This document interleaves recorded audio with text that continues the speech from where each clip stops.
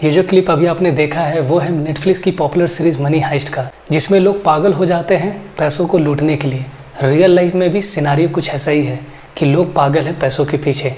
तब ये भी जानना ज़रूरी है कि आखिर लोग पैसों के पीछे पागल इतना क्यों हैं। वो जानेंगे हम फाइनेंशियल लिटरेसी की वीडियो सीरीज़ के इस वीडियो में।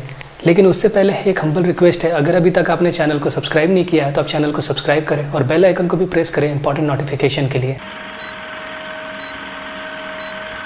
लोग इतना पैसों के पीछे पागल क्यों हैं, ये समझने के लिए आपको सबसे पहले ये समझना पड़ेगा कि एक्चुअली पैसा होता क्या है। What is money? पैसा यानी मनी बेसिकली एक मीडियम ऑफ एक्सचेंज है जिसके थ्रू हम किसी भी गुड्स और सर्विसेज की खरीद और बिक्री कर सकते हैं। इसे आप एक टेलीफोन के एग्जाम्पल से समझ सकते हैं। जैसे टेलीफोन एक मीडियम ऑफ एक्सचेंज है दूर बैठे हुए दो लोगों की आपस की कन्वर्सेशन को एक्सचेंज करने के लिए। अब आप सोच रहे होंगे कि इस मीडियम ऑफ एक्सचेंज की ज़रूरत हम इंसानों को पड़ी क्यों। इस चीज़ को समझने के लिए आपको इतिहास में जाना पड़ेगा। पुराने ज़माने में इस मीडियम ऑफ एक्सचेंज की ज़रूरत हम इंसानों को नहीं थी। जो भी गुड्स एंड सर्विसेज की एक्सचेंज होती थी वो हमेशा गुड्स एंड सर्विसेज में ही होती थी, जिसे हम बार्टर सिस्टम कहते हैं। इस सिस्टम को आप समझ सकते हैं एक एग्जाम्पल से। अगर मिस्टर ए के पास आलू है और मिस्टर बी के पास चावल, और अगर मिस्टर ए को मिस्टर बी से चावल चाहिए तो वो अपनी आलू को दे करके मिस्टर बी से चावल ले लेंगे। था ना ये बहुत सिंपल सा सिस्टम, जहाँ अपनी गुड्स एंड सर्विसेज को एक्सचेंज कर सकते थे आप किसी दूसरे के गुड्स एंड सर्विसेज से। नहीं, ये सिस्टम इतना सिंपल नहीं है जितना दिख रहा है। इस सिस्टम में दो मेन प्रॉब्लम थे जिसके कारण ये सिस्टम आगे चल करके रिडंडेंट सा हो गया। पहला प्रॉब्लम था double coincidence of want. Double coincidence of want को समझने के लिए हम आते हैं अपने वापस उसी एग्जाम्पल पे।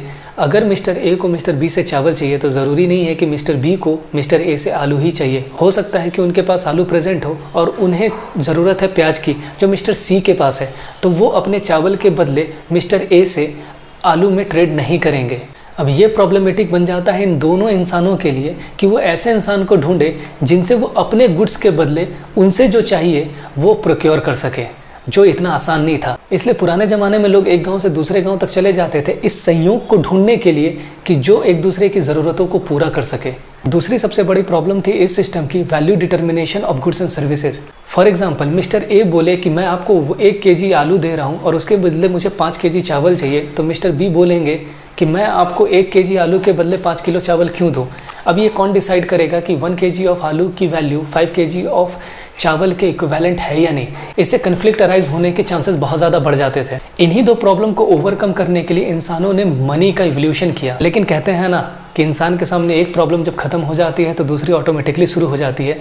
इस प्रॉब्लम का सोल्यूशन ढूंढने के बाद एक नई प्रॉब्लम अराइज हो गई कि अब ये डिसाइड कौन करेगा कि वो मनी कौन सी चीज़ होगी जिसके बदले किसी गुड्स एंड सर्विसेज को एक्सचेंज किया जा सके। अगर आप इवोल्यूशन ऑफ मनी के इस चार्ट को देखेंगे तो आप ये देखेंगे कि पुराने ज़माने में लोग गाय और बकरियों को यूज़ करते थे as a medium of exchange. जैसे जैसे लोगों ने एग्रीकल्चर को प्रैक्टिस करना शुरू किया, गाय और बकरियां रिप्लेस हो गई अनाज से as a medium of exchange.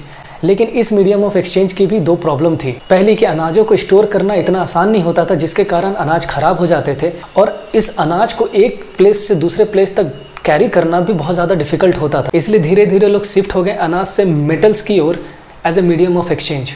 Metals को भी as a medium of exchange की तरह यूज़ करना धीरे धीरे प्रॉब्लमेटिक होने लगा because of 2 reason. First, metal heavy होता था जिसे कैरी करना डिफिकल्ट होता था, और दूसरा मेटल की क्वालिटी को आइडेंटिफाई करना सभी लोगों की बस की बात नहीं थी। धीरे धीरे मेटल्स में मिलावट होना शुरू हो गया जिसके कारण मेटल को डिस्करेज किया गया as a medium of exchange. जब पूरी दुनिया में गवर्नमेंट इस्टेब्लिश होने लगी तो गवर्नमेंट ने ऐलान किया कि अगर आपके पास सोना पड़ा हुआ है तो वो आप आकर के हमें दे सकते हैं, उसके बदले में हम आपको इशू करेंगे प्रॉमिसनरी नोट जो इक्विवेलेंट होगी उस सोने के बराबर। और यही प्रॉमिसनरी नोट आगे चल करके पेपर करेंसी में कन्वर्ट हो जाती है। बेसिकली ये पेपर की करेंसी की खुद की कोई वैल्यू नहीं होती है, ये महज एक कागज का टुकड़ा है। इसकी वैल्यू तब होती है जब गवर्नमेंट धारक को, यानी जिसके पास ये पेपर करेंसी है, उसको उस पे लिखी हुई वैल्यू देने का वचन देती है। ये वचन इसलिए इंपॉर्टेंट है क्योंकि कंट्री के लोगों को इस वचन पे ट्रस्ट होता है और इसे एक्सेप्ट करती है। जब 2016 में नोटबंदी हुई तो गवर्नमेंट ने 500 और 1000 रुपए के नोट से ये वचन वापस ले लिया, और उसके बाद ये 500 और 1000 रुपए का नोट एक महज कागज का टुकड़ा बन करके रह गई। अब हम आते हैं अपने प्रीवियस क्वेश्चन पे कि मनी इतना इंपॉर्टेंट क्यों है और लोग इतना पागल क्यों हैं पैसों के पीछे। इस चीज़ को समझने के लिए आपको ये समझना पड़ेगा कि मनी की अपनी कोई वैल्यू नहीं होती है। जिस तरीके से कोई भी गुड्स और सर्विसेज अपनी वैल्यू डिराइव करती है मार्केट से, उसी तरीके से मनी भी अपनी वैल्यू डिराइव करती है मार्केट से। ना फॉर एग्जांपल, एक फ्रूट मार्केट में आपने देखा होगा कि बहुत सारे फ्रूट्स अवेलेबल हैं, लेकिन सबकी प्राइस एक जैसी नहीं है, किसी की ज़्यादा है तो किसी की कम। अब जिस फ्रूट की कीमत ज़्यादा है तो ऐसा नहीं है कि उसमें कुछ एडेड क्वालिटीज़ है, वो इसलिए उसकी प्राइस ज़्यादा है क्योंकि उसकी सप्लाई कम है और डिमांड ज़्यादा। ठीक इसी प्रकार मनी भी डिराइव करती है अपनी वैल्यू मार्केट से। अगर मान लिया जाए 1 kg ऑफ एप्पल की प्राइस 100 रुपीज़ है और मार्केट में सिर्फ 1 kg ऑफ एप्पल है और 500 लोग हैं उसको खरीदने के लिए, तो वो शॉपकीपर क्या करेगा? तो वो शॉपकीपर ये देखेगा कि मेरे सामने 500 लोग हैं इस 1 kg ऑफ एप्पल को खरीदने के लिए, तो वो अपनी प्राइस को धीरे धीरे इंक्रीज़ करेगा। कब तक? उस समय तक जब तक कोई एक ऐसा बंदा ना बचा रह जाए जो उसके कोट किए हुए प्राइस पे उस एप्पल को खरीदने के लिए रेडी हो। इस एग्जाम्पल से बेसिकली 2 चीज़ें समझ में आई। पहली कि किसी भी गुड्स एंड सर्विसेज की डिमांड और सप्लाई बढ़ने से उस पर्टिकुलर गुड्स एंड सर्विसेज की जो वैल्यू होती है वो बढ़ और घट जाती है। दूसरी बात ये समझ में आई कि अगर price of the goods and services बढ़ेगी घटेगी तो सेम उसी आधार पे एक वैल्यू जो है मनी की वो भी घटेगी बढ़ेगी। अब वो कैसे? फॉर एग्जाम्पल, जिस 100 रुपीज़ की कैपेबिलिटी इतनी होती थी पहले कि वो 1 kg ऑफ एप्पल खरीद पाए, अब इस एप्पल की प्राइस बढ़ने के कारण उस 100 रुपीज़ की कैपेबिलिटी इतनी हो गई है कि वो मात्र 100 ग्राम ऑफ एप्पल को खरीद सकती है। मार्केट में present most of the goods and services की प्राइस धीरे धीरे करके कंटिन्यूसली इंक्रीज होते जाती है वक्त के साथ। तो इस पर्टिकुलर चीज़ को हम इन्फ्लेशन कहते हैं, महंगाई।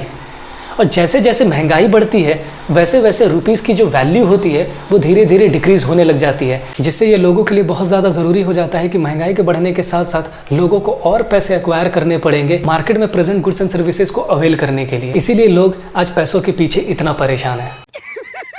पैसा ही पैसा होगा। तो आपके मन में एक नेचुरल सवाल आ रहा होगा कि अगर ये प्रॉब्लम है तो गवर्नमेंट क्यों नहीं ज़्यादा से ज़्यादा नोट प्रिंट करके लोगों के हाथों में दे देती है गरीबी मिटाने के लिए, जिससे लोग पैसों के पीछे पागल ना रहे। लेकिन ये इतना आसान नहीं है।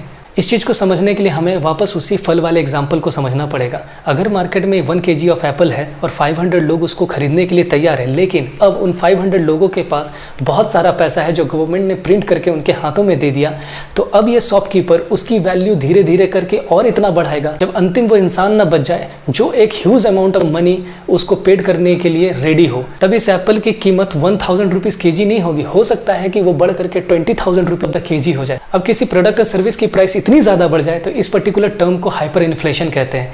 ये हाइपर इन्फ्लेशन देखा गया था जिम्बाब्वे में, जब गवर्नमेंट ने नोट प्रिंट करके लोगों के हाथों में दे दिए तो लोग उसे ट्रॉली में ले जा करके एक ब्रेड खरीदने को जाते थे। बच्चे अपने हाथों में इतना पैसा ले करके जाते थे चॉकलेट्स खरीदने के लिए। तो गवर्नमेंट के पास पावर तो है नोट प्रिंट करने के लिए, लेकिन गवर्नमेंट इसे प्रिंट नहीं कर सकती। क्यों? क्योंकि ये सिचुएशन को और ज़्यादा से ज़्यादा ख़राब कर देगी। अगर आपको ये वीडियो इन्फॉर्मेटिव लगा है तो आप इसे ज़्यादा से ज़्यादा शेयर करें और चैनल को सब्सक्राइब करें। मिलते हैं नेक्स्ट वीडियो में। जय हिंद।